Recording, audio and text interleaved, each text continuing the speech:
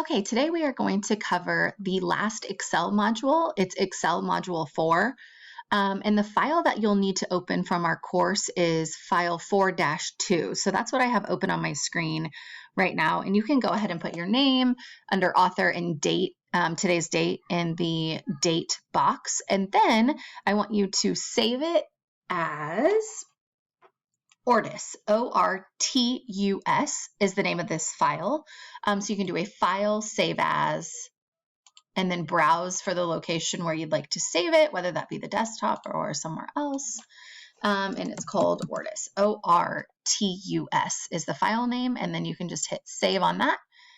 And then I need you to navigate yourself to the allocation worksheet. So you're going to see there are a ton of different worksheets in this workbook, and we're going to kind of flip back and forth between the worksheets, and we're actually going to move charts that we create between the worksheets to different worksheets. So you're going to see we pull information from one worksheet and create a chart, and then we move the chart to a different worksheet. So Module 4 is all about inserting charts, creating charts, editing charts, charts and graphs, and just kind of learning how to best utilize charts and graphs. So the first thing I need you to do is click on the allocation worksheet, and we're going to create just a simple pie chart first.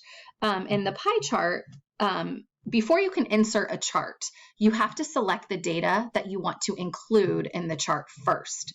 If you don't select the data that you want to include in the chart, then when you go to insert a chart, it's going to insert blank. Like it'll just be a white blank square and there'll be no data in the chart.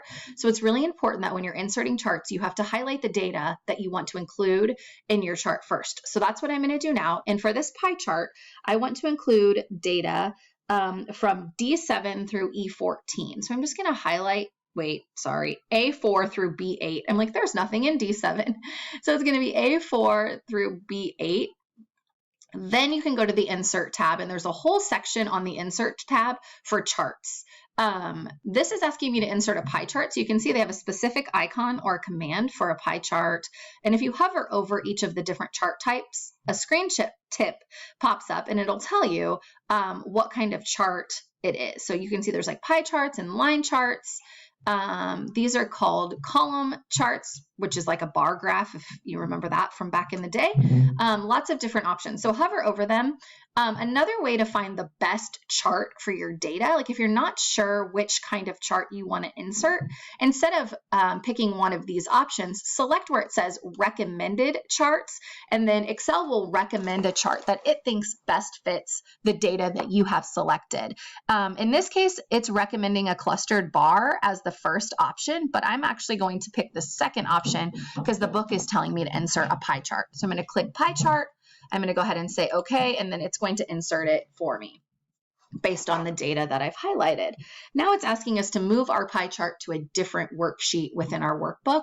Super simple to move charts around. There's a command that you can click that's called Move Chart. Now, before you click that, I want you to notice when you insert charts into your worksheets, there are two contextual tabs that pop up.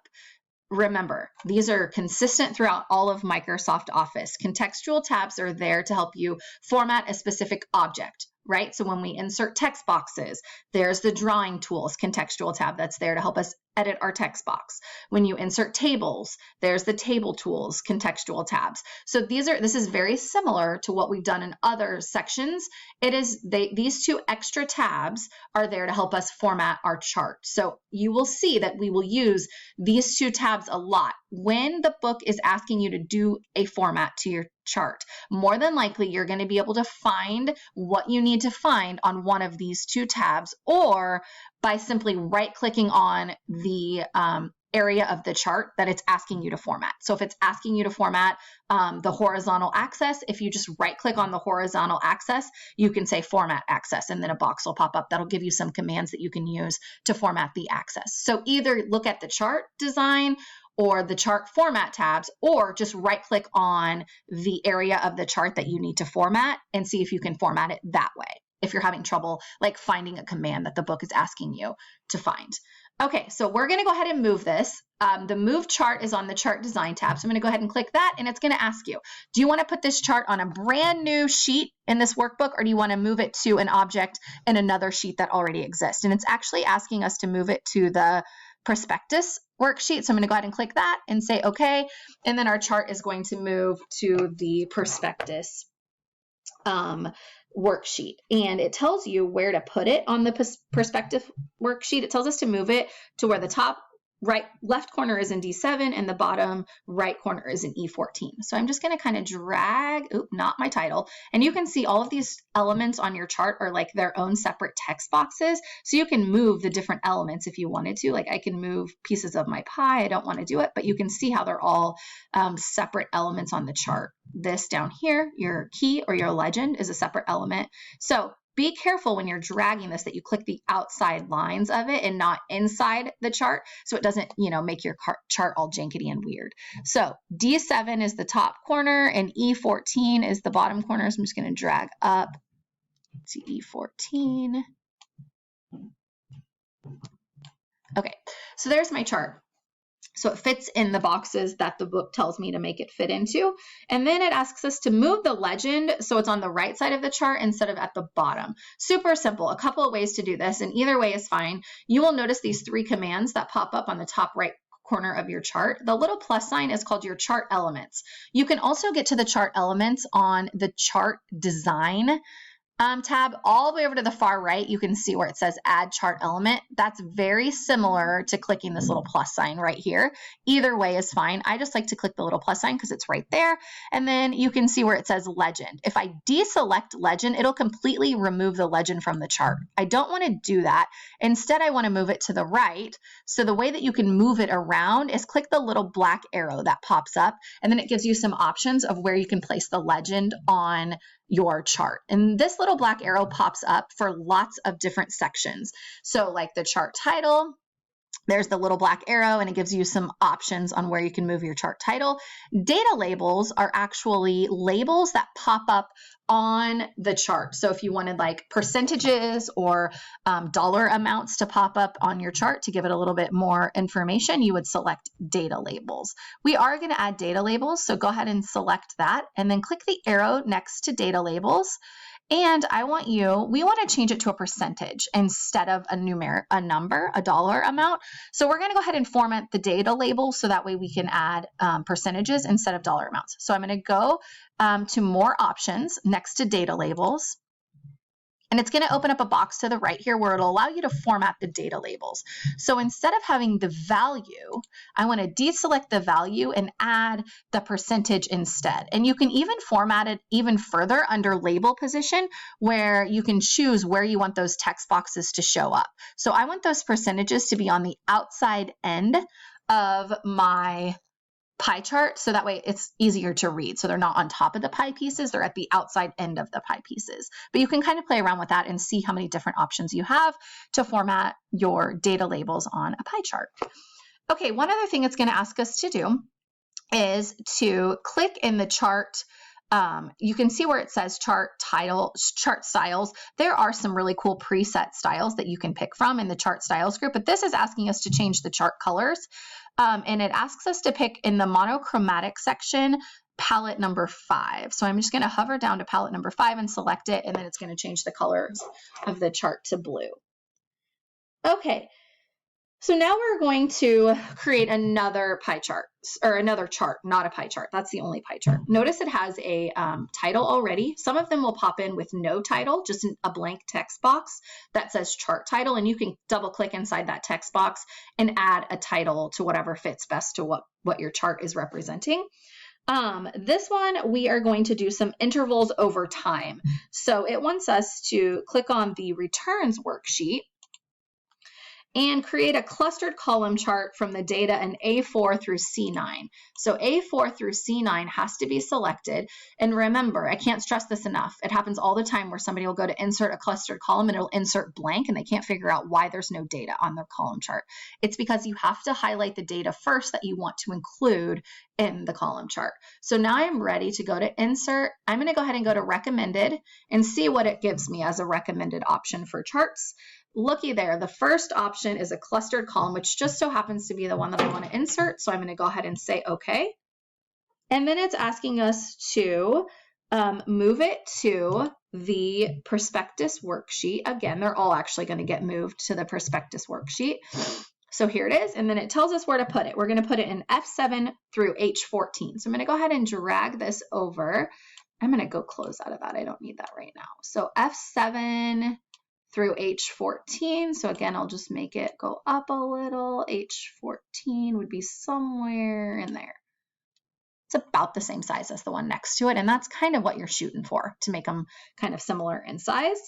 It asks us to change the chart title, so I'm just going to go ahead and click inside that text box, double click it, and change it. It's just a text box, so you can type right in it. Month end returns. Perfect. Then it's asking us to place the legend on the right side of the chart area. So I'm going to go ahead and select my chart, close out of that. Click my chart elements option and check where the legend is located. So right now my legend is located at the bottom, but I want to move it to the right side. So you can add those extra formats to any chart element by clicking the black arrow to the right of it. So here is your legend is moved to the right side. Now we are being asked to create a line chart. Comparing growth over time, basically, for an investment of $10,000. So what we need to do is we need to go to the growth worksheet down here, and we are going to create a line chart out of the range A4 through C25. So if it's a lot and you don't want to scroll, remember you have this address bar box right up here, and you can just type A4, and remember through is the colon on your keyboard, and then you just type through C25 and hit enter, and it'll highlight that range for you so you don't have to drag using your mouse. Then I'm going to go to insert, recommended charts, and looky there, the first option is a line chart. Based on the data that we had highlighted, it recommended that a line chart would be the best option. So here we are with our line chart. The first thing it's going to ask us to do is to move it to the prospectus worksheet. They're all going to go to the prospectus worksheet, and then it tells you the location to drag it. D15 through E24. So I'm going to go ahead and drag. See how oops, I messed up right there. I clicked inside the chart there. So that would just move the middle part of the chart. I don't want to do that. I want to move the whole chart. So just be careful when you're clicking, because all of the chart elements kind of have their own text box. So you can end up kind of dragging parts of your chart that you don't want to drag if you're not careful with where you click. So it's D15 to E24. So I think somewhere like that. Yep. Okay, now we want to change the chart title to Growth of 10,000 Investment. So you're going to type it like this. Again, you can just type inside these because they're text boxes. Growth of 10K Investment is the name of our chart title. And now what we want to do is we want to add some grid lines to them. So you can see here we have horizontal grid lines, these gray lines in the middle that helps you read the data. It wants us to add vertical grid lines as well. So if you just click the plus sign, you'll see that's one of the options is grid lines. And then if you click the black arrow for more, you can add vertical. Primary major vertical grid lines. So now that even makes it easier for the data to read because you have horizontal and vertical grid lines within your chart. The next thing it's asking us to do is move the legend to the right side. So I'm going to go here, click the arrow next to legend, and format that so it goes on the right side. And then it's asking us to change the intervals. So right now our intervals are 2001 to 2020, and they go by every 2 years. Well, instead of being every 2 years, it's asking us to change the tick marks between the labels for every 5 years. So we want to make it 2001, 2006, 2011. So we're going to change that. The way that you change that is you just have to double click on the axis, and you'll see over here your format access box pops open. And if you just click on the bar graph and click under where it says access options, you can see here tick marks is an option, and you can change the intervals between to 5 And I want to go ahead and make it so the access position is on the tick mark. So that way the line for each 5 years pops up right on the tick mark. If you just hit enter there, and then there's one other place. Oh, I'm going to run out of time on this video. I'm going to pause this video and pick back up with the second video right where we're at here, so I don't run out of time in the middle.